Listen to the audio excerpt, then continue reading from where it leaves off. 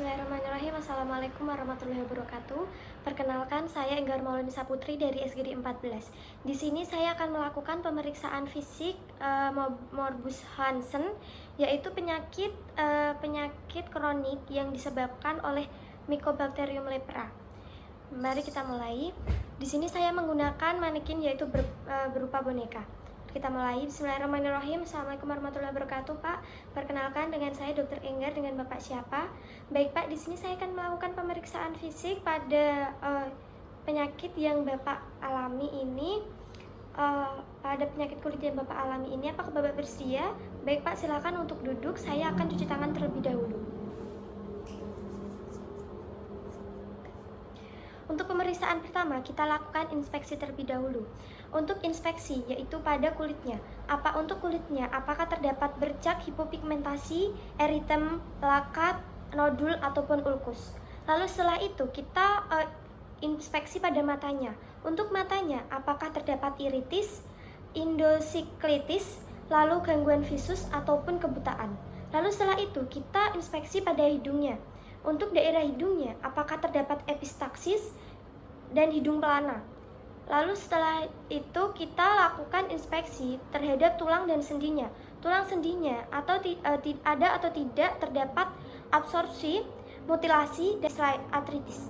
Lalu selanjutnya untuk lidahnya, bisa minta tolong untuk menjulurkan lidah, Pak. Untuk lidahnya kita inspeksi apakah terdapat ulkus dan nodus.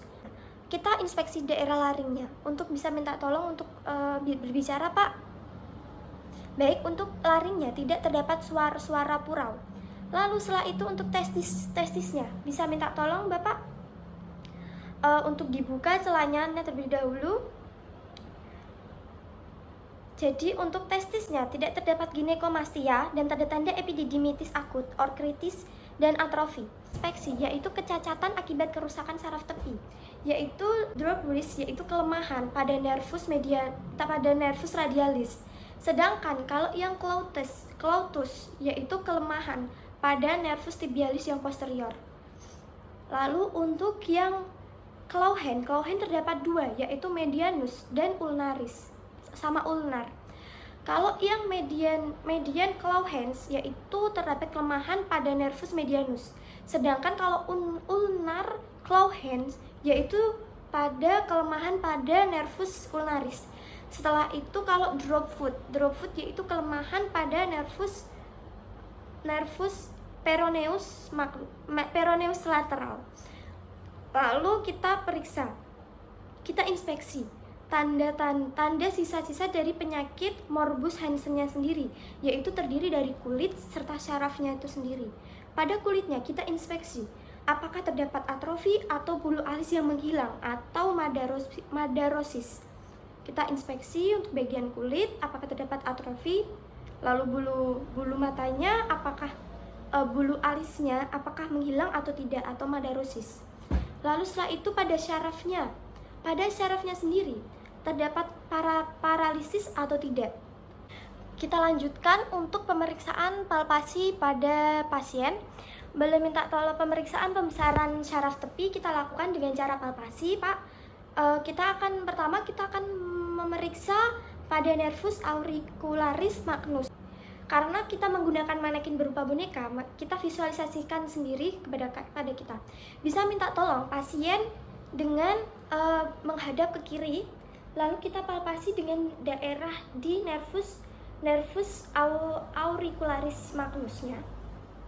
Dipalpasi, bisa hadap kiri, dan pasien disuruh hadap kanan juga.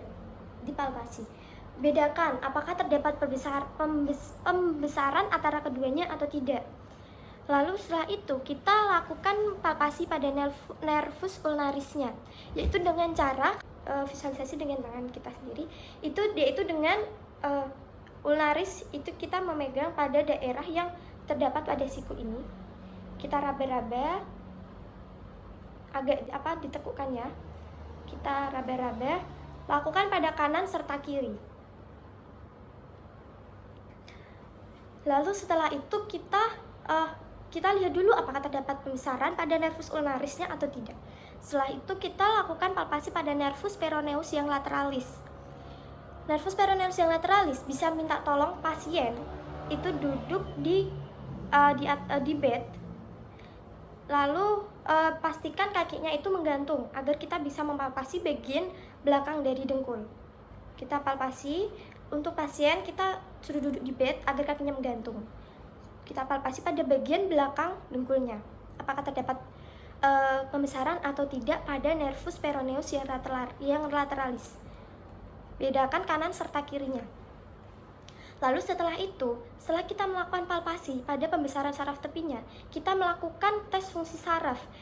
Yang pertama kita lakukan yaitu tes sensoris. Tes sensoris sendiri yaitu terdiri dari untuk sensasi raba, kita menggunakan kapas yang dipilin. Kapas ini akan kita rabakan di kulit yang normal dan abnormal. Abnormal itu terdapat indikasi adanya Mycobacterium lepra. Pasiennya ini dihadapkan agar tidak melihat kita atau bisa menutup mata. Bisa minta tolong untuk menutup mata, Pak? Baik. Kerasa nggak, Pak? Rasanya di mana? Lalu kita lakukan di kulit yang terkena Mycobacterium lepra. Terasa nggak, Pak? Rasanya di mana?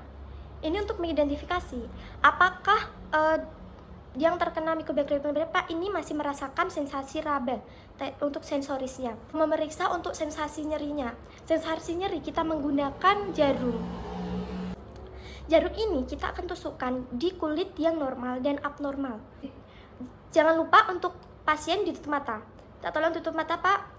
Sakit kan, Pak? Sakitnya di mana? Lalu di kulit yang abnormal. Sakit nggak, Pak? Sakitnya di mana? Setelah itu, ini untuk mengidentifikasi apakah sensasi nyeri pada yang teridentifikasi Mycobacterium lepra ini terasa atau tidak. Setelah itu kita sensasi suhu. Kita harus mempersiapkan 2 tabung reaksi, yaitu untuk air panas dan air dingin. Karena minimalisir alat-alat, jadi kita ibaratkan ini tabung reaksi untuk air panas, dan ini tabung reaksi untuk air dingin. Dengan menempelkan tabung reaksi panas ke kulit yang normal terlebih dahulu, lalu bisa minta tolong pasien untuk menutup matanya. Bisa minta tolong tutup matanya, Pak. Ini rasa apa, Pak? Panas. Baik. Kalau ini dingin. Baik. Dan lanjutnya kita lakukan di kulit yang abnormal. Ini rasa apa, Pak? Kalau masih bisa merasakan panas dan dingin, berarti sensasinya suhunya masih bisa dirasakan. Baik, kita selanjutnya melakukan tes otonom atau anhidrosis. Kita ibaratkan ini sebagai tinta, kita goreskan. Lalu dilihat apakah tintanya itu istilahnya meleleh atau tidak gitu, seperti itu. Kalau misal dia itu tintanya menghilang, berarti dia terdapat keringat pada kulitnya. Setelah itu kita lakukan tes motoris. Untuk tes motoris sendiri, kita memeriksa kekuatan nervus ulnaris, nervus medianus, nervus radialis, sama nervus peroneus communis. Karena kita melakukan manekin berupa boneka, jadi kita kesusahan untuk memeriksa kekuatan nervus tersebut. Mari kita visualisasikan dengan cara untuk kekuatan nervus ulnarisnya, yaitu dengan cara misal ini tangan pasien,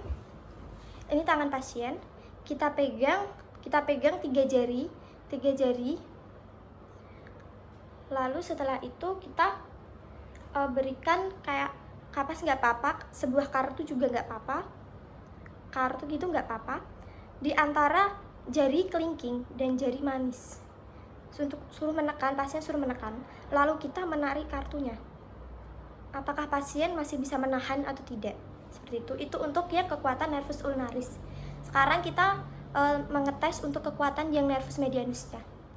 Misal ini tangan pasien, jempol untuk yang ibu jarinya. Untuk ibu jarinya itu seperti ini. Lalu tangan pemeriksa, ini jangan lupa dipegangi di bawahnya untuk pemeriksa. Lalu tangan pemeriksa, tangan telunjuk, melawan arah dari jempol. Pastikan jangan sampai kuku dengan kuku, tapi jari dengan jari. Seperti itu. Lalu untuk yang kekuatan nervus radialisnya, yaitu dengan cara tangan pasien itu harus seperti ini. Lalu setelah itu tangan pemeriksa melawan, menarik ke bawah.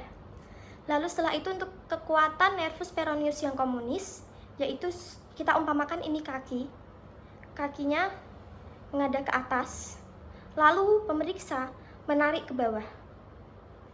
Lalu setelah itu ke kiri atau ke kanan kaki kita, bisa ke kanan saja. Lalu pemeriksa menarik ke dalam atau ke kiri. Begitu. Terima kasih Bapak, pemeriksaan telah selesai. Terima kasih atas waktu dan partisipasinya. Assalamualaikum warahmatullahi wabarakatuh.